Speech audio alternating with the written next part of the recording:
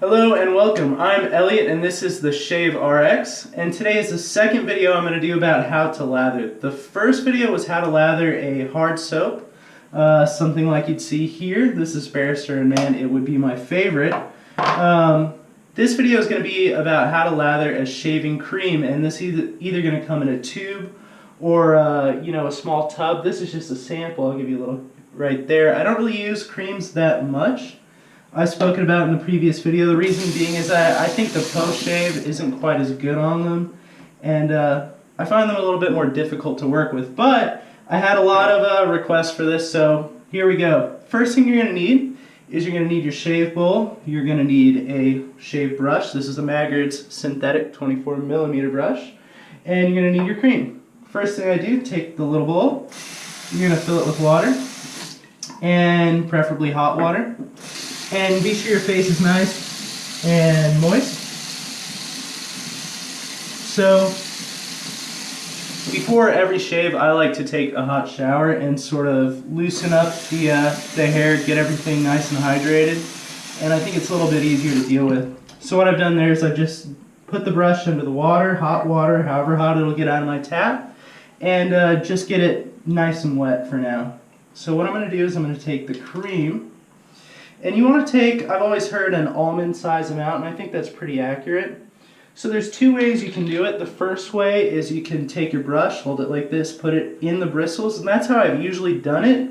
I found that this might work a little better. So what I've done is I take that almond amount, and you want to just rub it on your face, all the areas you're going to shave.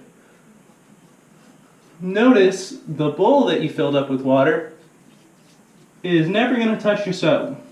Or your cream in this case. Why? I think bowl lathering is sort of a waste of time, and I don't think you get as good of a lather that way. So this is the way I do it, face lather. So here we've got the brush. It's nice and wet and hot. You're going to take it and squeeze out all the water so that there's still water in there, but you squeezed out what's going to come out quickly. From here, straight to the face, and you kind of want to go slow until you start working it into a little lather. And you're going to notice it's very pasty because you've gone at it with sort of a dry brush. And I just found it easier to use this method than with a wet brush. This way it always works. And just for reference, this is Arizona. The water's very hard here. So hard water is not a problem. If you have a good product, no issues. And this is Taylorville Bond Street, so it's generally one of the better creams in my opinion. Another really good one is CO Bigelow, I think it's called. And it's just Pro Rosso cream, but you can get it at Bed Bath & Beyond, or not Bed Bath & Beyond, Bath & Body Works. And it's cheap. So what I'm doing is just dipping the tips of the brush in water, is what you see me doing over there. I'm just touching like this and back to the face. And the goal here is to get enough hydration in the soap to get a nice rich lather.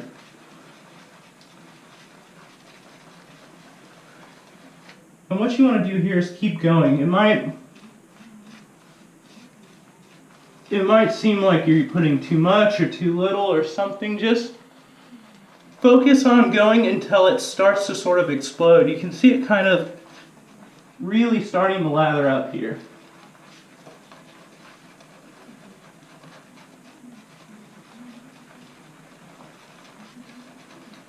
So we're actually getting kind of close.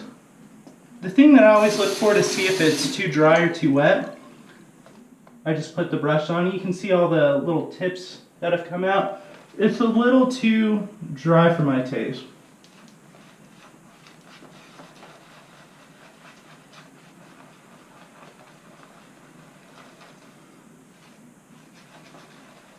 And again, I think the key to a good lather is the face lather, because you know exactly what it's going to be like on your face, instead of from the bowl. It's sort of a gamble a lot of times. It might look good, but it might not perform that well.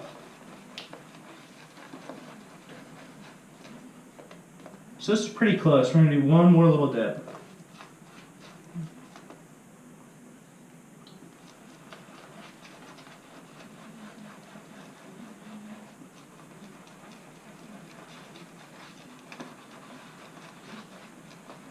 There we go. That's perfect. So now you got your lather. What you're going to do with the lather is it's real thick on your face. You want to sort of paint it. You want to smooth it out and collect the excess as well. That's sort of the goal of painting it.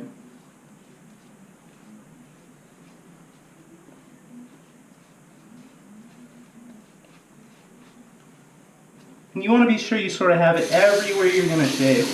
So you can look, that was just an almond-sized bit of cream. So look at the lather we have here. So it's a lot of lather, it's fairly thick, sort of creamy, rich lather. And it's a good lather from the cream, like I said. My problem isn't with the shave, it's not with the look of the lather or how slick it is. I just feel like the post-shave isn't quite as good as an artisan soap. And I think a lot of that might just be because the artisans tend to put a lot of work into it, whereas the Taylor Gold Bond Street and a lot of the other creams are just mass-produced. I think that's just sort of the nature of the beast. But that's it for this video. I hope this has helped. If you are having problems lathering shaving cream, hopefully this does the trick. If not, leave a comment and we'll see if we can't get to the bottom of this. But for this episode, that's it. So happy shaving and have a good day.